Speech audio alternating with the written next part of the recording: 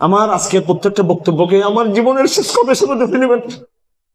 আমি আপনাদের সামনে কোনো ওয়াজ করতে দাঁড়াই নাই, আমি কিছু মেসেজ দিয়ে দিব আজকে আপনাদেরকে।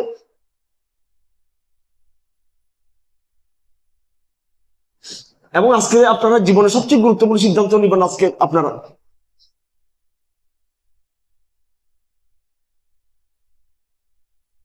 আমার ভাইয়েরা আমাদেরকে ধন্যবাদ জানিয়েছেন, আমার পাশে দাঁড়িয়েছেন, জেল গেট থেকে আমাকে বরণ করেছেন আমার দাওয়াতি ভাইয়েরা।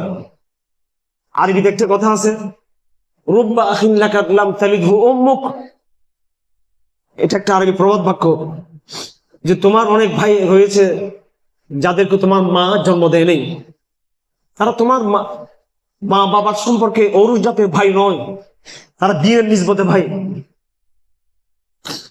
আমি আমার এই 2 বছর কারা জীবনে যে বিষয় আমাকে অত্যন্ত আবেগপ্লুত করেছে সেটা হলো আমার কিছু দাওয়াতি ভাই আমাদের পক্ষে দাঁড়িয়েছেন। আমি আজকে আপনাদেরকে জিজ্ঞেস করতে চাই, আপনারা কি আমাদের মিশন শেষ না হওয়া পর্যন্ত আমাদের পক্ষে থাকবেন কিনা? আমি জিজ্ঞেস করতে চাই, আল্লাহর জমিন, আল্লাহর খেলাফত কায়েম না হওয়া পর্যন্ত আপনারা আরো সবাইকে আপনাদের দাওয়াতের মিশনে সম্পৃক্ত করবেন কিনা আপনারা?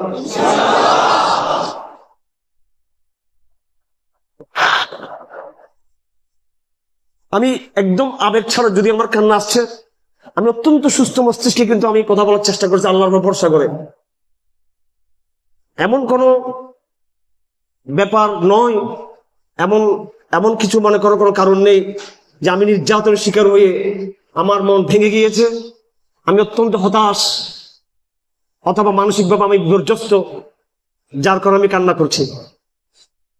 আমি আল্লাহর নামে শপথ করে বলছি, আমি আমার উপর অত্যধিক নির্যাতন বিভিন্ন সময় হয়েছে। হেফাজত ইসলামের আরো যারা গ্রেপ্তার হয়েছেন আমার সাথে, তাদের অনেকেই প্রথম কারাগারে প্রবেশ করেছেন, আর কেউ কেউ এর আগেও প্রবেশ করেছিলেন, কিন্তু সবচেয়ে বেশি কারাগারে সময় কাটাতে হয়েছে আমাকে বারবার কারাগারে যেতে হয়েছে।